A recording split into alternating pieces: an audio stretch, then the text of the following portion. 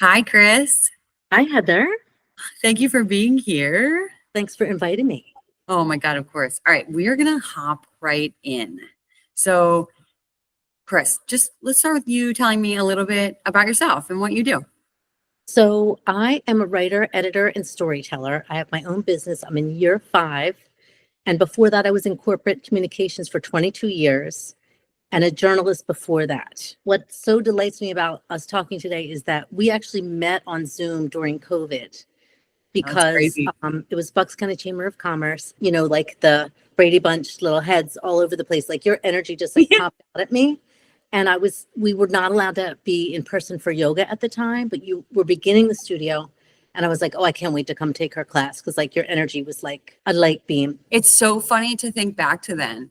So, you had to have started your business like shortly before that, if you're at year 5, right? It was. So it was like like summer, fall of 2020. Congratulations on 5 years. Thank you. What You a big too. deal. Yeah. Thank you. Coming up on 5. That's a really big deal. I know a little bit about your practice, but let's tell the people that are listening about like what was your relationship to yoga like? And then what was your relationship to yoga like right before you sort of were thinking about teacher training? So I started yoga 28 years ago. I was in a really difficult role at work, and it was recommended for just stress and anxiety of just go and move and breathe. And so I would go to yoga at the Y, which was lovely up here in Doylestown. Mhm. And it really helped me. And it just sort of like helped me put one foot in front of the other. And so as things went on, where I was working, it was Vanguard anyway, they had all kinds of fitness, but no yoga. Yeah. So, and to get anything started, you need to do like a survey and get data. So I did a company-wide survey. It was like, is there anyone here who would like yoga? Would you like it once a week, twice a week? What kind of levels? And I had a teacher in mind, a lovely teacher named Teresa Conroy, a really dear friend of mine, who was also a former journalist turned yoga teacher. And she came in and taught us 2 times a week for many, many years. One of the classes was on Monday. I hardly ever missed a Monday at work because her 1 o'clock class. Yeah. And I found it just super helpful for focus, just to get some clarity, just to take some time for yourself. And it became a really essential practice for me. Shout out to Teresa, by the way. We love her. Did you enjoy having that? Like, did it help you in the middle of the day to do it like that for the rest of your day moving forward? 100%, because whatever was happening in the afternoon, you were coming back, you had just breathed, you had moved, you had done your shavasana, Yeah. and you were like, it was like a resilience, like you came back with like afternoon energy, Yeah. focus, and it was a better afternoon, no matter what. That's really cool. How long was it? It was an hour. That's awesome. What a good thing to provide. That's good on them. So, what was sort of the like turning point, or what was happening in your gut? Or because that's a long time to have a practice, and then to practicing for 28 years and then signing up for teacher training within this past year. What happened that made you sort of move towards it, or finally say yes, or like what was the thing? One of the challenges of getting regular practice in during that time is that we also were raising 3 kids. My Yeah. husband worked, I worked. So you're just always juggling. So like if I got one practice in a week, that was, 2 would be like fantastic. Yeah. And because they were busy with activities and music and dance and everything. Once I started my own business and got things off and running a little bit, I realized I could take some time for me. Even when I was still in corporate, I made a couple retreats up to Kripalu, up in Lenox, Massachusetts.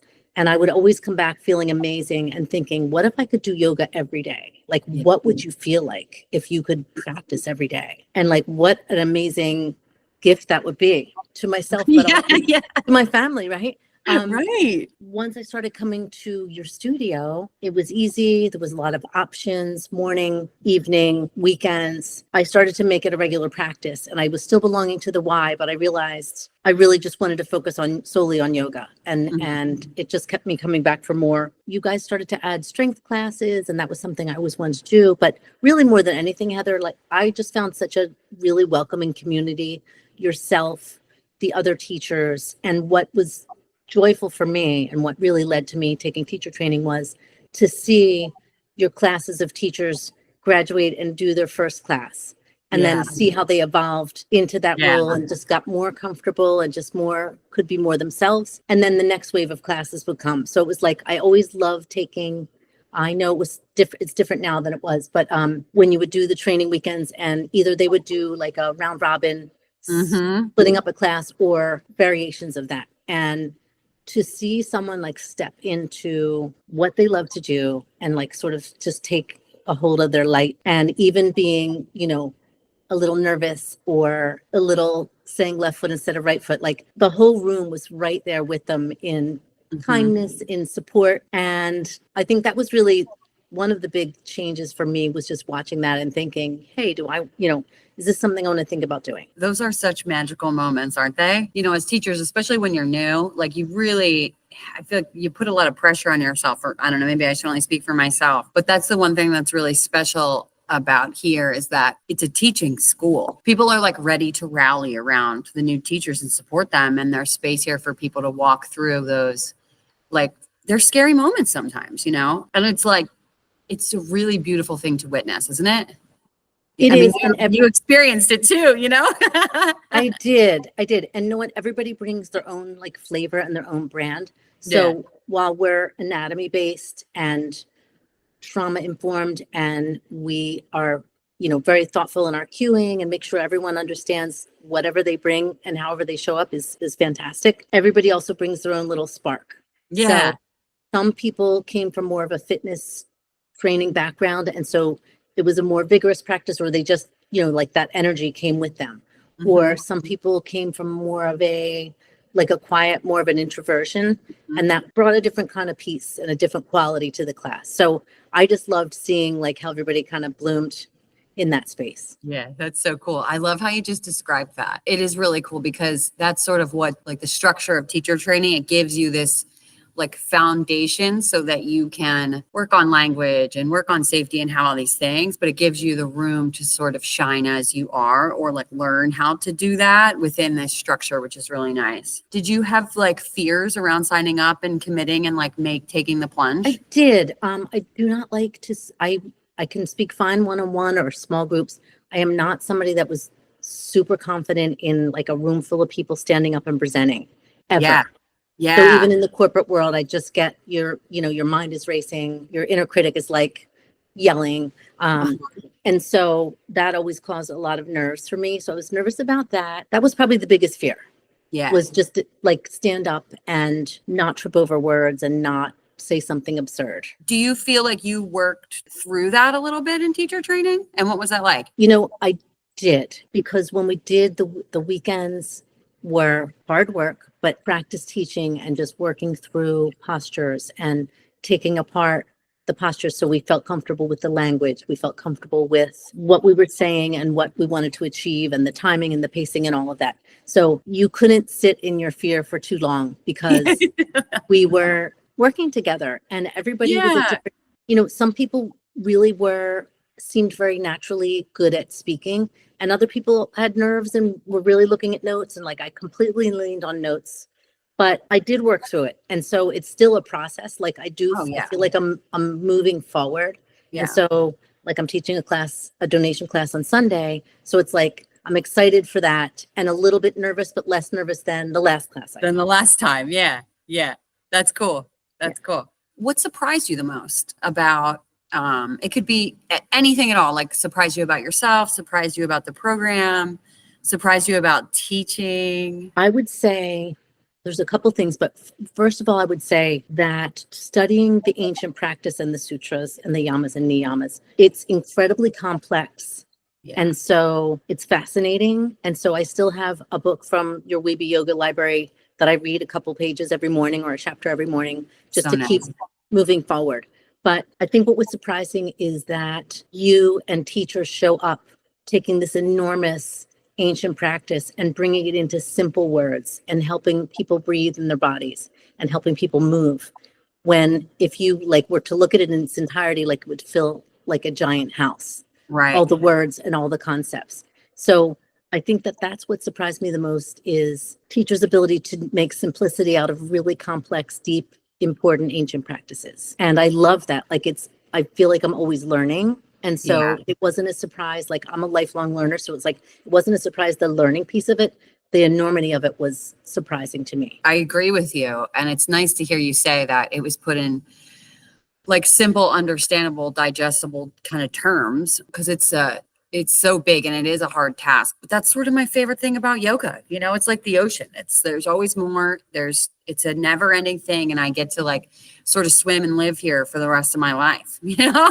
Yeah, Yeah. lifelong learner. It's so good. So, as a fellow as a fellow woman, as a fellow business owner, I always thought that it was particularly cool that you signed up as a business owner. And I thought, like, I wonder how this is going to fit in for her. Like, how this is going to, will it affect her business? Will it improve her business? Because it's really easy to think of it like, how did this affect your yoga practice? How did it affect your personal life? But how did it work with your business? And also, like, how were you able to make it work as a time-wise and everything too, as a business owner? What's great about it is that there's been times where I've had projects where I'm in person a couple days a week, which might have made it more tricky. Yeah. I did have some assignments like that, and they were amazing.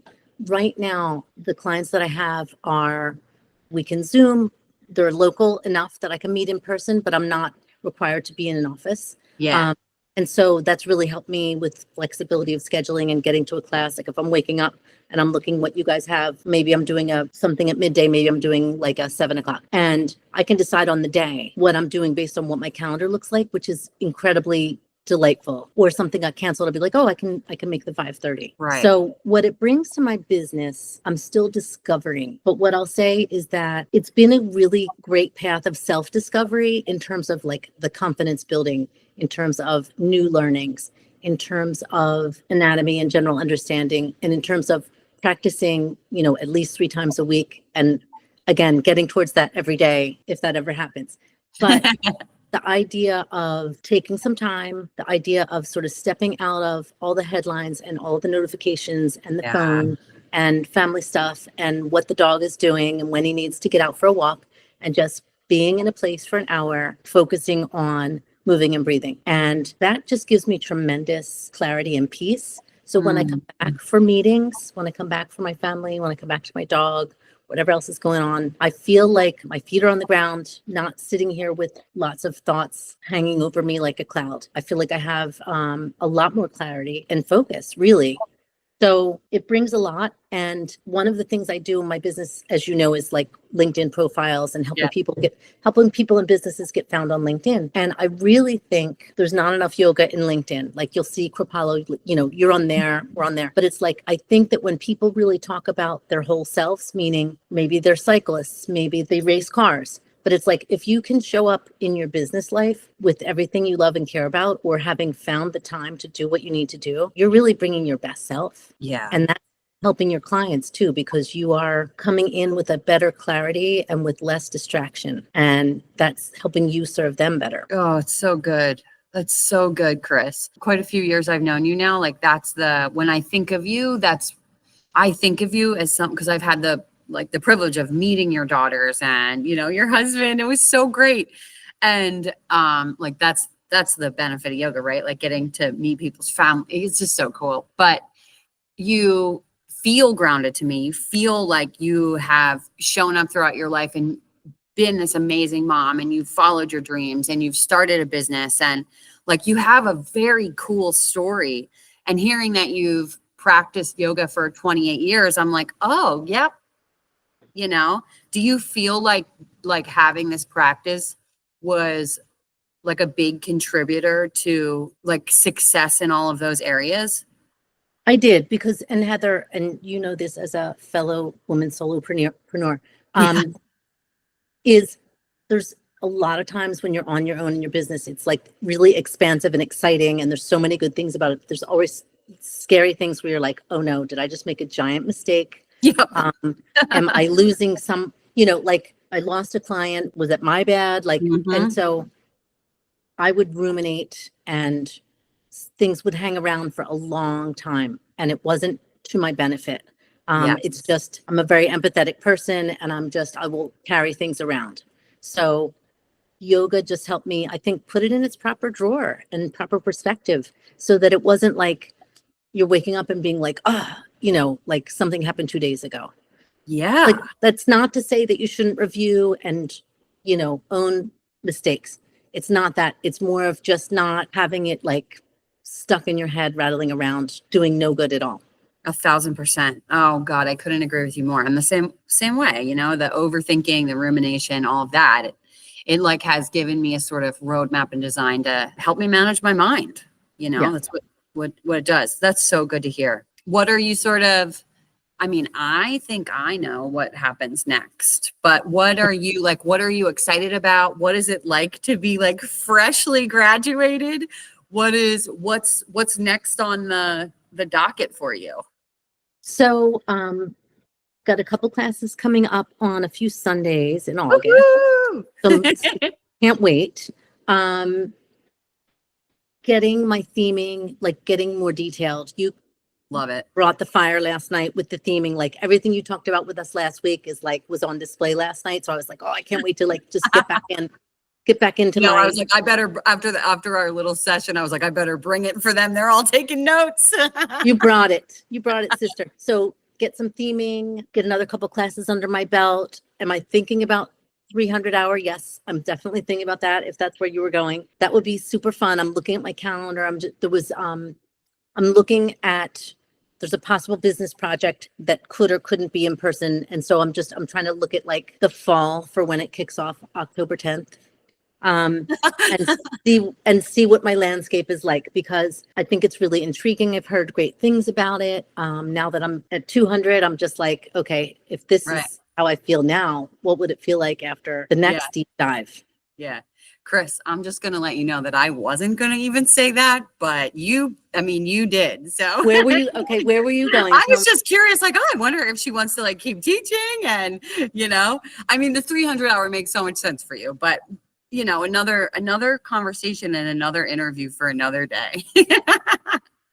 But yeah, I'm rooting for you. You'd be the perfect addition to that group, Well, and Heather, I want to say too one thing, because I'm not sure if I touched on this thoroughly, and that was, in addition to the appeal of watching your baby yoga teachers like evolve from like, I think I watched like 2 classes go through everything, was also just a really welcoming community. And I didn't look at other yoga schools. I have other lovely places I've gone. Like, I have so many teachers I adore. Yeah.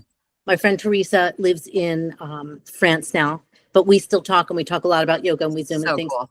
But I didn't look at other schools, because when I would come to class, I would see you, I would see other teachers who were warm and inviting, who asked what I wanted to work on, who gave me little ideas and thoughts, who were super encouraging. And one significant thing was 2 years ago, I broke my right foot, and I couldn't do anything for quite a while. And then I started coming in a boot, and you guys were all like, take it easy, don't push too hard, but like, it's great that you're here. And I just did what I could with the stinking boot on. I remember, I forgot about that. Yeah. So it was like exactly 2 summers ago. And I fell down the steps at a place down the shore coming out of yoga class. I think I was just in a Zen mode. Yeah. And I missed Yoga a step. drunk. Yep. So what I'll say though, as soon as I got free of that boot and I was in PT for quite a while, I was like, this is where I'm coming to do. I'm just doing my rehab. I'm just going to work where I can work, because it felt very warm and accepting to go down into child's pose if things were sore that day, or just rest one side, or whatever I needed to do. I felt totally comfortable. I didn't feel like I was missing out or falling behind because I wasn't fully strong in that foot. And eventually I got fully strong. That's so good. It's so crazy to hear that, because in my head, I'm like, it's nuts to think that you would feel any other way. Like, I'm like, yeah, of course. Because that's true. Like, I don't think of it that way. You could have gone somewhere else, and that like you wouldn't have felt comfortable to do that. So that's cool. What advice would you give to someone on the fence, or they're thinking about joining, or on the fence about joining for this upcoming fall? I would say, think about what it would be like to give yourself the gift of abundant yoga practices in a very collegial, collaborative group, while you're also learning anatomy, while you're also learning cueing and language, while you're also going really, really deep into postures, into the asanas, and learning the yamas and niyamas. And how would it feel to be living the rest of your life, but also having this as a gift for yourself? As I said before, like, you're learning immense amounts in a great group, and I'm all about self-study and growth mindset all the way. But also giving yourself the self-care is immense. Mm-hmm. You are practicing, you're learning, you're getting really deep, and you're going to feel really good.